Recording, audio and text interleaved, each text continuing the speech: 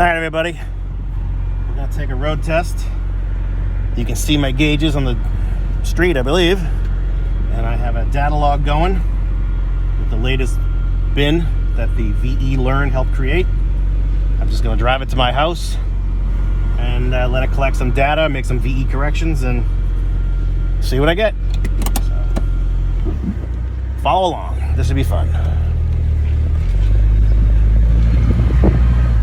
Isn't this exciting? Oh, I've been driving it around. I have about 70 miles on it so far. It's running good. Every time I play with it, it runs a little better, but it's still not quite there. But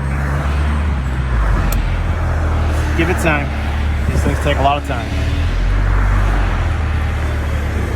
Pull my window up a little bit. One, so you can hear me better. And two, so my phone doesn't fall out the window. I put together a magnetic mount for a cell phone holder quickly this morning. And hopefully it'll do the job. It just sticks to the bottom of my convertible top frame. The only thing bad about it is it's metal on metal, so it's scratching the paint every time I take it off. So I'll have to put a piece of plastic or something, saran wrap, duct tape, something over it, just so I don't scratch the piss out of my roof. My pristine Sunbird. So, all right, my wideband is now hooked up to my dynamic EFI. So whatever the wideband sees, the dynamic EFI sees.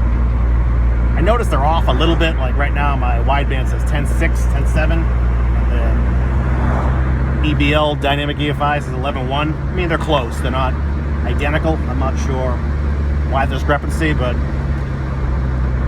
it's pretty close. So, like I said, I've been driving it here and there, and it's running better. It's still a little rich for my taste, but I mean, you can see it's stone cold. It's just over 100 degrees.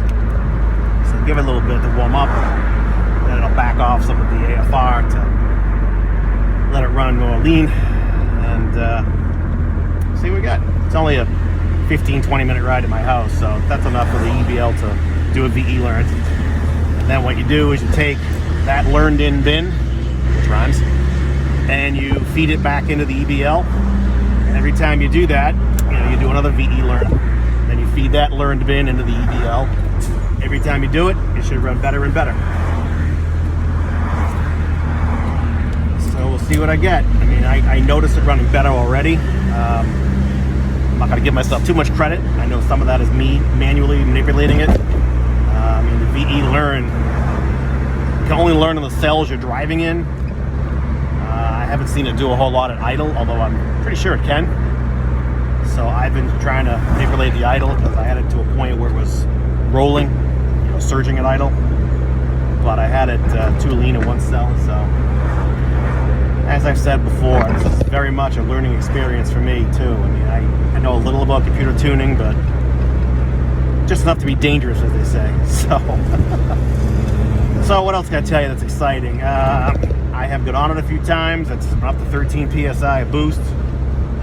I don't do it for long because I have not messed with the spark timing or the VE above 100 kPa, which is zero vacuum. That's when you get a boost.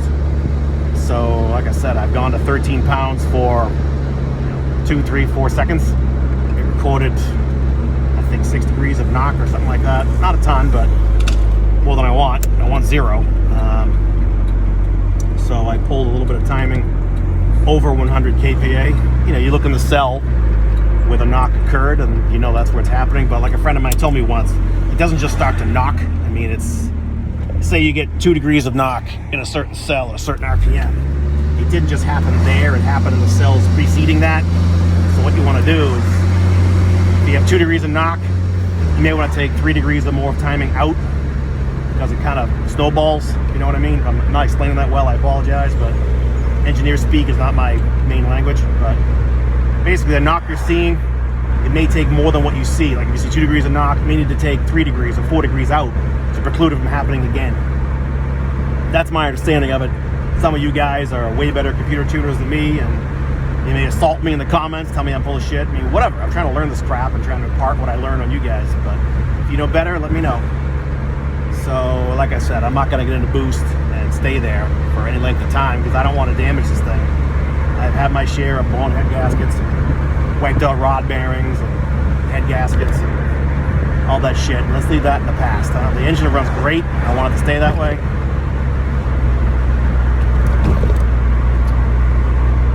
So my EBL is telling me I'm at 11.4. Wideband's telling me 11.0, 10.9. Like I said, they're close. They're within about 0.3 of a point of each other, which I guess is okay. I don't know. It's an AEM wideband, and I'm sure it's a Bosch. I think it's a 4.2. It's the old style sensor. Maybe I'll step up to a 4.9 one of these days, but as far as I understand it, the 4.9 is just more reliable than a 4.2, so my 4.2 croaks, I'll step up. Until then, I mean, just keep it. Man, just cut me off, asshole. Go ahead. Asshole. Sorry. We are in Massachusetts, and people drive like assholes.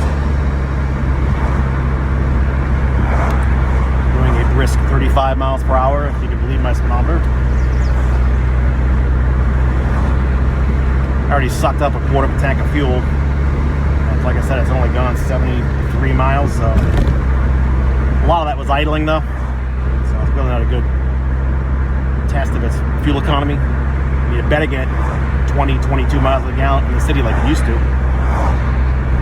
On a really good week, I get 24, but that was city highways, so. I mean, no, I'm not a pussy who should buy a Prius, don't get me wrong, but if the car gets 20, 22 miles a gallon and you mess with it and it gets way less, you know something ain't right.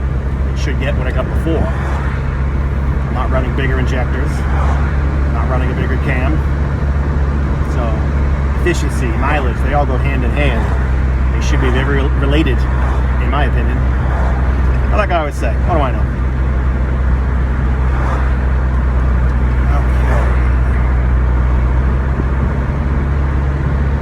Still running cool, 160. That's the thermostat right there, 160.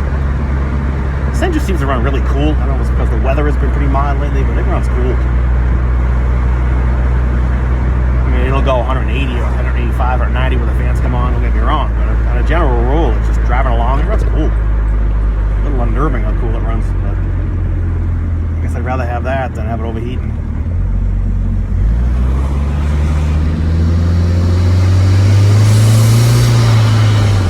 A little bit of boost, just leaning into it. I'm not pounding this thing. No interest in that.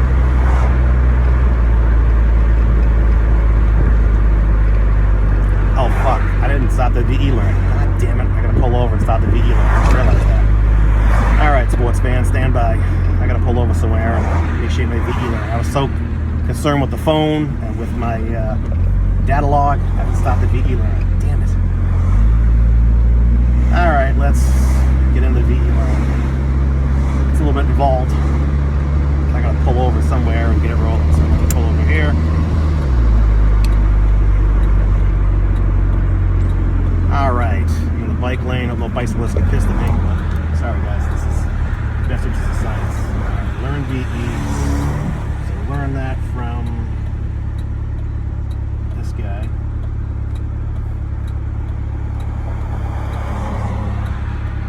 Learn it 2, 5, so today's what, the 20th?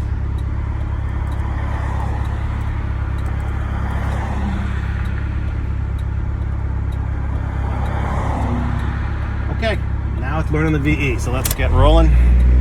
It didn't take very long, but without it, I ain't gonna learn shit, so. Okay, it smells funny about this car, I don't know, but whatever. I think it's the exhaust wrap. Alright, now we're VE learning. Damn it. And like I said, the VE learn doesn't do anything while you're driving. All it does is gather data and make changes, and it stores it. It doesn't change the computer bin I have now. It just tells me later, hey, while you were driving, I saw all this. I think you should do this. Here's a new bin.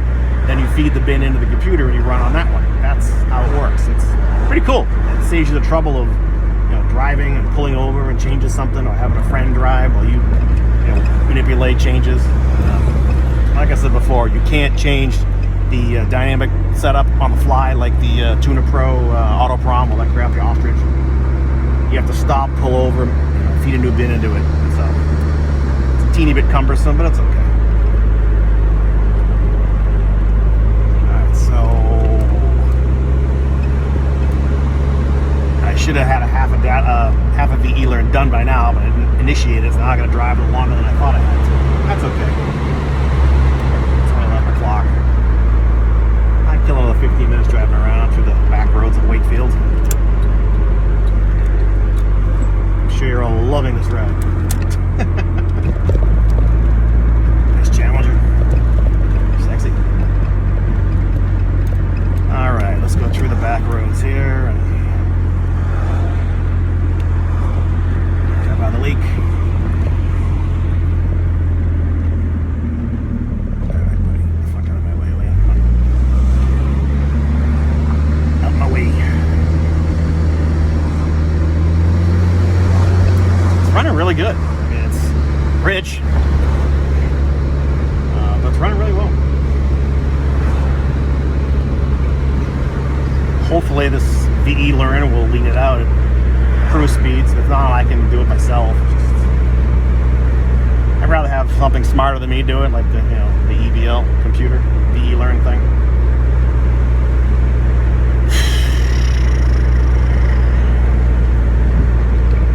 Creeping up to almost 165 on temp, which is fine. I mean, that's super cold.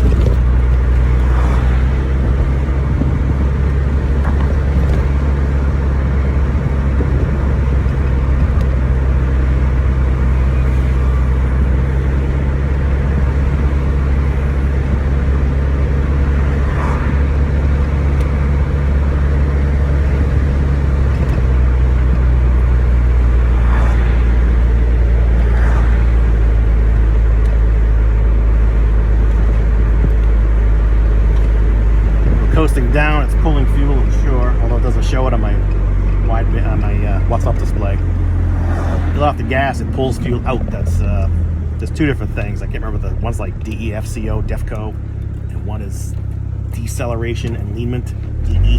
I'm not sure which is which, but I don't see it lighting up my data screen on my computer. But when you get off the gas, it goes lean because it's pulling fuel out. Yeah, see, 11.0, 10.9, that's super rich. I mean, I don't know why it's so rich. We'll get there. I mean, it runs great. I guess running rich, they do run great. But I'd like it to be a little leaner.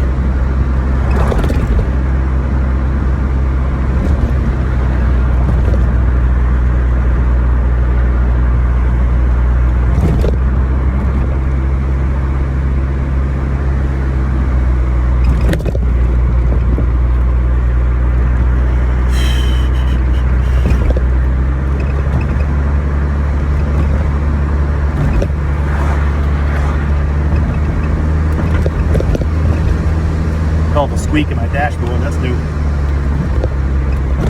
I don't know what that is. Oh, I bet you it's this thing. Maybe not. I don't know. Whatever.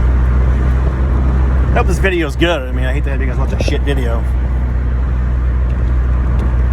I can't see it that well. I mean, if I look out the corner of my eye, I can see the gauges up here. So hopefully you're seeing something worth seeing. And I think you can see the windshield in front of me, right? I mean, I'm pretty sure. I checked it before I left my shop. I think you can see it in front of me. Oh, I just hit the fucking thing. Whoops. Sorry. That's that better. I see the steering wheel still, so I don't know what the fuck he's saying. I guess I can pull over and check. That would be a smart thing to do. Okay, let's pull over here and see what you're seeing.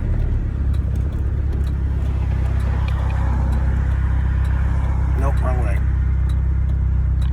I think that's a good view, right? I mean, I don't know. I'm sure you'll tell me in the feedback. So idling 13.3, 13.5. I got idle pretty good. It's just that on the road part, it's kind of fat.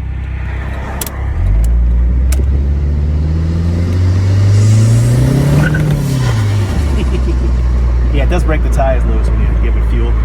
Give it throttle when you take off.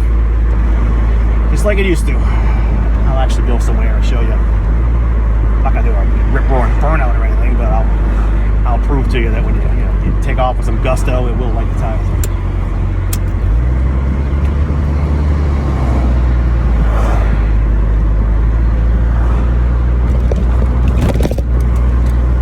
Is this thing moving? I'm about to pick up the big switch.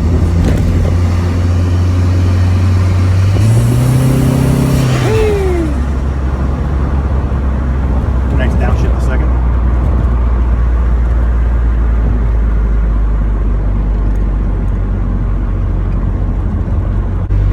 two-speed converter just came on. That's a new problem I'm experiencing. Sometimes when I get the two-speed converter to come on, it won't kick off. I don't know if it's the converter itself is screwed up. I think it's the solenoid. It's a brand new solenoid too, which pisses me off. But all right, so let's turn around. Nobody's around. Johnny Law ain't gonna give me no shit. So I will just take off with some gusto, and you can see it. It should spin the tires. So.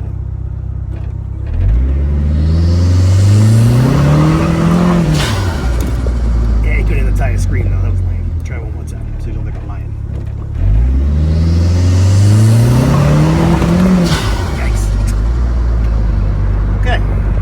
I wasn't watching the boost gauge. I don't know what it got to. I'll have to see it on my playback, but hopefully it was decent. Again, I'm not trying to beat the piss out of this thing. I'm just trying to break it in, you know. I'm gonna have to get on it eventually. I just don't want to break anything by being premature on that. Yeah, if the lockout converter's on it, I can feel it. Hear? You can hear me. You tap the brakes, it goes off. Ready? Watch. Hear it? Let it go, and it's locking the converter up. That sucks. Alright, what I'll do is first stop at Sunoco, get some fuel, and then I'll go home and some lunch, and then maybe I'll drive again this afternoon. Alright, so let's get to Sunoco, top this thing off, and go home.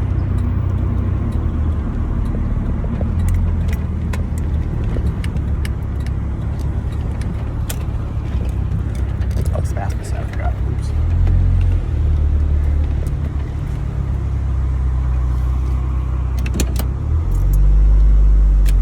All right, end of the show.